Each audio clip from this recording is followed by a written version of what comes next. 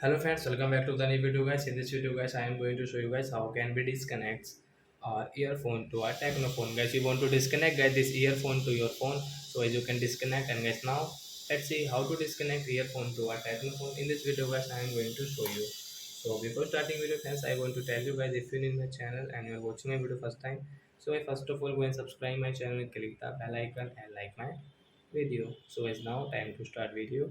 First of all, open your phone setting to disconnect these earphones. Then guys, scroll it. Then guys, you can see your more connection settings. Tap here. Guys, click on your Bluetooth settings. So which earphone guys you have connected in your Tecno phone guys you want to disconnect. So guys, tap here the right side.